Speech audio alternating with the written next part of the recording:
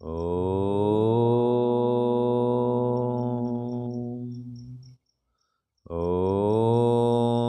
सहनावतु सहनौ भुनक्तु सह वीर्यं करवावहै तेजस्विनावधीतमस्तु मा विद्विषावहै। ओम शांति शांति शांति। हे परमपिता परमात्मा, हम यह पठन पाठन आपको प्राप्त करने और कराने के लिए साधन के रूप में करने जा रहे हैं। इस कर्म को और इसके कर्म फल को भी आपको अर्पित करते हैं। ओम शांति शांति शांति। सबको सादर नमस्ते जी। तो हमारा जी वैशेषिक दर्शन का प्रथम अध्याय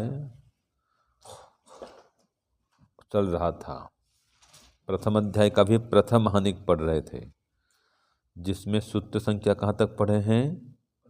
28 तक हमने पढ़ा है ना। जैसे कि अनेक रूपों का एक सामान्य कार्य एक रूप होता है। रूपाणाम रूपम, रूपों का रूप, और क्या रूपों का रूप। तो रूपों का एक कार्य रूप होता है, और क्या होता है, ये तो है। ऐसे संयोगा नाम द्रव्यम, सूत्र 27 में पढ़े थे। अनेक संयोग मिल करके क्या करते हैं? एक द्रव्य को उत्पन्न करते हैं। अनेक रेशे मिलेंगे, धागे मिलेंगे, तंतु मिलेंगे, एक वस्त्र निर्माण करेंगे। ये हमने पढ़ा था। अब आ रहा है सूत्र संख्या 29। बोलिए। गुरुत्व प्रयत्न संयोगा नाम उत्क्षेपणम। अब ये सूत्र क्या कहता है, इसका प्रश्न लिखिए पहले। गुरुत्व प्रयत्न और संयोग लिखिए। गुरुत्व प्रयत्न और संयोग,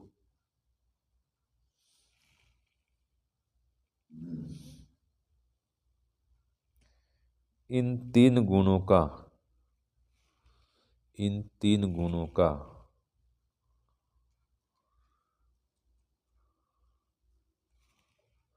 सामान्य कार्य क्या होता है?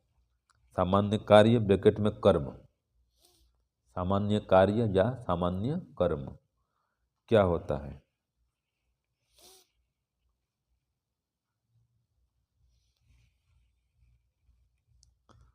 ठीक है ना जी।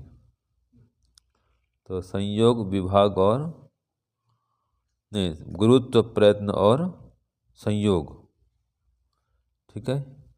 तो इनका एक सामान्य कार्य क्या होता है, सामान्य कर्म क्या होता है? उत्तर लिखिए। गुरुत्व प्रयत्न और संयोग, इन तीन गुणों का, गुरुत्व प्रयत्न और संयोग, इन तीन गुणों का एक सामान्य कार्य या सामान्य कर्म उत्क्षेपण कर्म होता है। उत्क्षेपण कर्म होता है।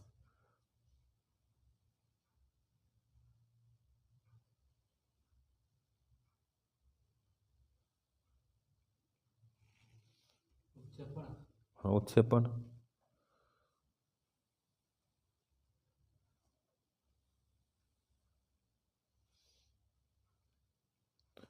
तो गुरुत्व क्या है, इसको समझो पहले।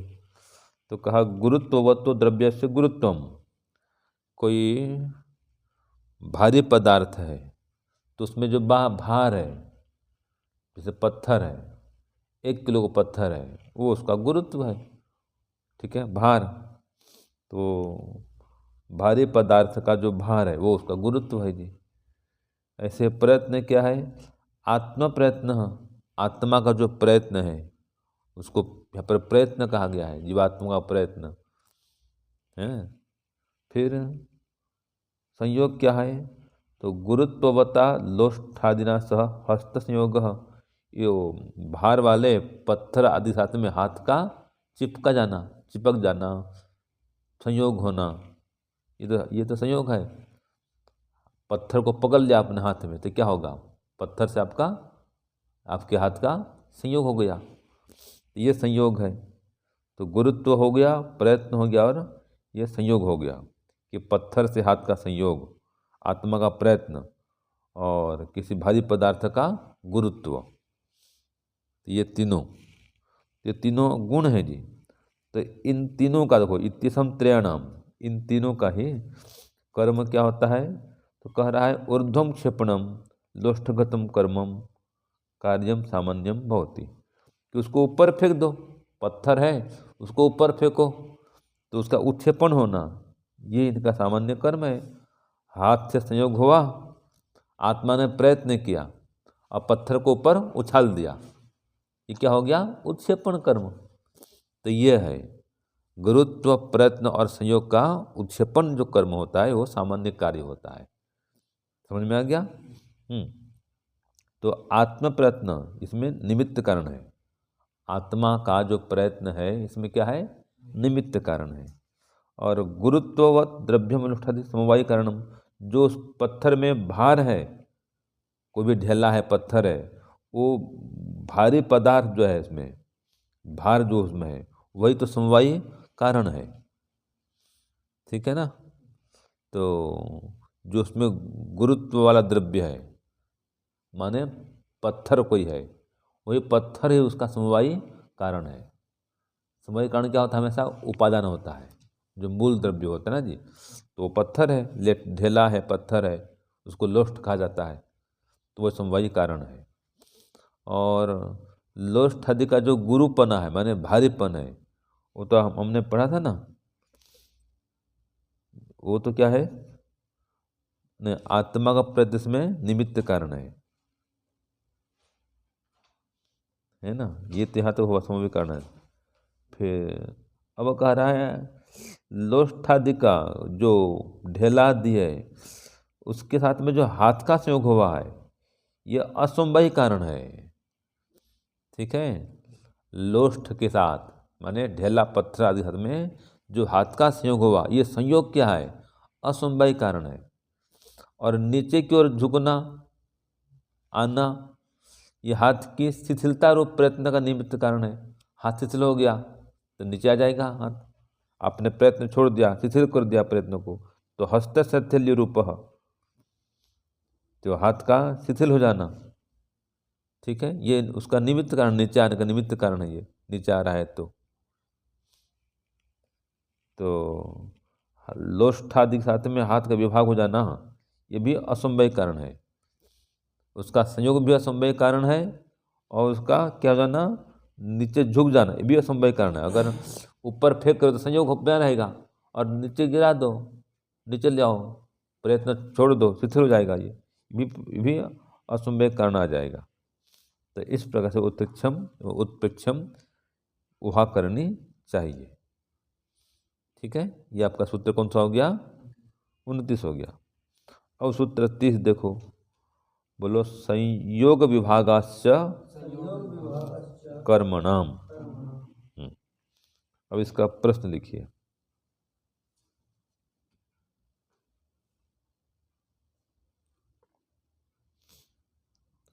संयोग विभाग और वेग गुण, संयोग विभाग और वेग गुण किनके सामान्य कार्य हैं। संयोग विभाग और वेग गुण किनके सामान्य कार्य हैं। हाँ,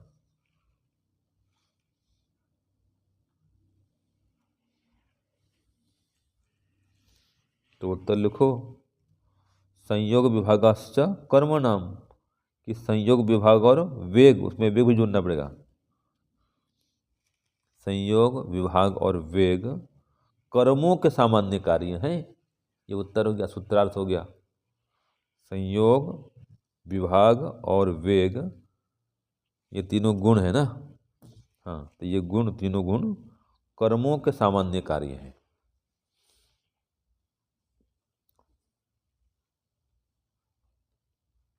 ठीक है, सूत्रार्थ हो गया।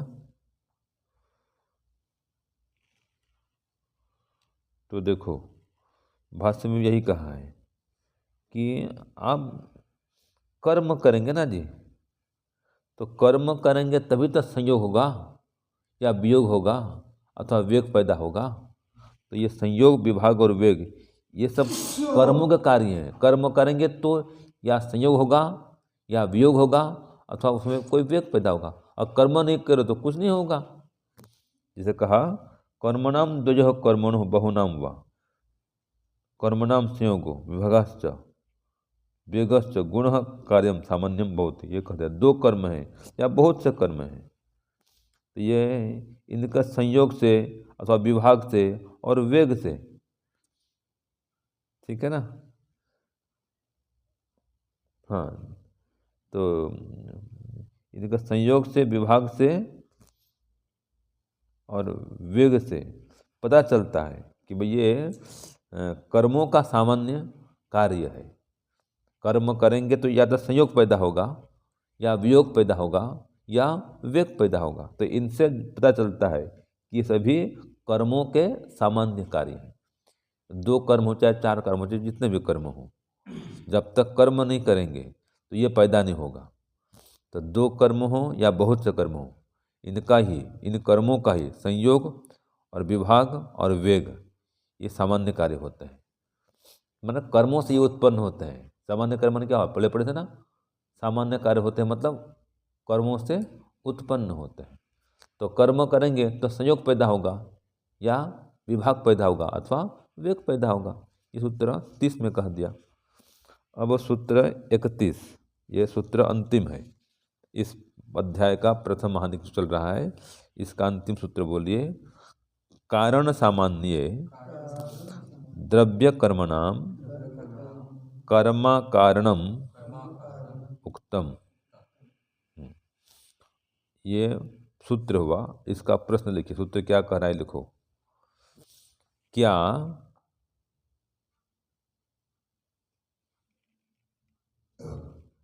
कर्म, अल्प विराम दो, क्या कर्म द्रव्य और कर्मों का कारण नहीं होता है? हाँ, क्या कर्म, अल्प विराम, द्रव्यों और कर्मों का कारण नहीं होता है? एक माने कोई एक कर्म है, वह द्रव्य और कर्म का कारण होता है कि नहीं होता है, यह प्रश्न हो रहा है। तो क्या लिखे, क्या कर्म द्रव्य और कर्मों का कारण हाँ होता है कर दो, या होता है भी चलेगा, है ना। होता है, उत्तर आएगा नहीं होता है, तो लिख लो। सामान्य प्रकरण में पहले ही कहा जा चुका है कि यह कारण सामान्य माने सामान्य प्रकरण में पहले ही कहा जा चुका है कि, उत्तर लिखो। सामान्य प्रकरण में पहले ही कहा जा चुका है कि कर्म, अल्प विराम, द्रव्य और कर्मों का कारण नहीं होता है। द्रव्य और कर्मों का कारण नहीं होता है। देखो, सूत्र में का है ना कि कारण सामान्य, इतने लिख लिए पहले।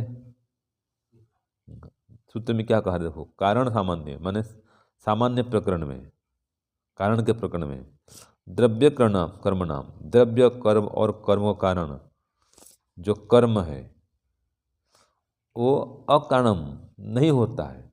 माने कर्म जो है वो द्रव्य और कर्म कारण नहीं होता है। तो कहा द्रव्य कर्म नाम, द्रव्य कर्म का कर्म जो है अकारणम उत्तम। क्या कहा इसमें, अकारणम उत्तम, वो कारण नहीं कहा गया है। किसको, कर्म को। तो कोई भी कर्म जो है वो द्रव्य का और कर्मों का, नए कर्मों का कारण नहीं बनता है। ठीक है। कर्म तो पहले पढ़े था, स्पर्श नहीं होता है, द्रव्य तो कारण बनेगा, द्रव्य से द्रव्य की उत्पत्ति होती है। कर्म तो खाली क्रिया है भाई, वो उपादान कारण तो नहीं होगा कर्म कभी ना। उपादान का कारण कभी कच्चा माल नहीं होगा। आप ऐसे ऐसे करते जाओ, ऐसे रोटी बेलते ना जी, ऐसे ऐसे करते जाओ, कोई रोटी बनेगी? ऐसे करते जाओ भाई, पहले आटा लाओ, गूँथो, और उसको तो चकला बेलन में ऐसे तो घुमाओ, बेलो, तो रोटी बनेगी। और खाली ऐसे क्रिया करते रहो, ऐसे ऐसे खाली क्रिया करने से क्या होगा भाई? घुमाते रहो, हैं उसका रोल जो आटा पीस ऐसे करते रहो। खाली कर्म से कोई पदार्थ उत्पन्न नहीं होता है, इसके लिए कच्चा माल चाहिए। आटा लाओ, आटा से रोटी की उत्पत्ति होती है ना। खाली गैस जला दो, तवा जला गरम कर दो, उसमें क्या होगा भाई? रोटी तो है, आटा तो है नहीं। बिना आटे की रोटी नहीं बना सकते हैं। चलो, तो ये होगा आपको सूत्र 31। देखो इसमें स्पष्ट किया है कि कारण सामान्य प्रकरण है। ये सामान्य प्रकरण में, कारण के सामान्य प्रकरण में क्या कहा है कि द्रव्य क्रमणाम, द्रव्य और कर्मों का जो कारण है वो कर्म नहीं कहा गया है, अकारण मुक्तम। कर्मों को क्या कहा है? अकारण मुक्तम। भाई वो कारण नहीं कहा है कर्मों को, किसका? द्रव्य और कर्मों का। तो इसलिए कह दिया द्रव्य से क्रमणश्च कर्म सामान्य कारणम न होती। इस द्रव्य का और कर्म का, माने अनेक कर्मों का एक जो कर्म है वो कभी कारण नहीं बनता है। ये भाषा में भी स्पष्ट किया है। जैसे कि न द्रव्याणाम कर्म, द्रव्यों का कारण कर्म कभी नहीं होगा। अभी मैंने कहा ना, रोटी एक द्रव्य है, घड़ा का द्रव्य है, तो इनकी उत्पत्ति खाली कर्म से नहीं होगी भाई। घड़ा बनाना तो मिट्टी चाहिए, मिट्टी से उत्पत्ति होती है, मिट्टी से घड़ा बनता है। आटे से रोटी की उत्पत्ति होती है। इसे खाली कर्म से कोई द्रव्य बनता नहीं है। और न कर्म कर्म साध्यम बुझते, इसलिए कहा है कर्म भी दूसरे कर्म को उत्पन्न नहीं करता है, वो क्षणिक होने से मर जाता है। ये भी हमने पढ़ा था। तो ये गुण वैधर्म्यात न कर्म नाम कर्म, गुण से वैधर्म्य होने से कर्म से कर्म उत्पन्न नहीं होता है। क्योंकि एक कर्म हुआ तो तुरंत मर जाएगा। कर्म कैसा होता है? क्षणिक होता है। कर्म टिकता नहीं है, वो क्या उत्पन्न करेगा?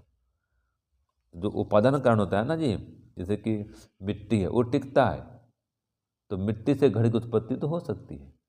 आटा स्थायी है भी, विद्यमान पदार्थ है, क्षणिक नहीं है। इसलिए आटे से रोटी बनाते हैं और फिर खा भी जाते हैं। वो भी क्षणिक होता है, खाते क्या? वो भी मिट जाता है, तुरंत खत्म होता है आटा, तो क्या खाएंगे भाई? रोटी बना नहीं सकते फिर। तो इस प्रकार सार ये निकला कि जो कर्म है वो द्रव्य और कर्मों का कारण कभी नहीं होता है। ठीक है। द्रव्य जो है वो तो कारण बनेगा। कौन सा होता है वो? कारण द्रव्य, है ना। कारण द्रव्य क्या होता है? कार्य द्रव्य का कारण बनता है जी। समझ रहे रुपेश जी? कौन सा बनता है? हाँ, किसका बनता है कारण? हाँ, जो कारण द्रव्य है वो कार्य द्रव्य कारण बनता है, कर्म नहीं बनता, ये कह रहा है इसमें। ठीक है। तो ये प्रथम मानिक आपका पूरा हो गया। प्रथम अध्याय का प्रथम मानिक यहाँ पर समाप्त हो रहा है। ओम शांति शांति शांति। सर्वेभ्यो नमः। सबको सादर नमस्ते।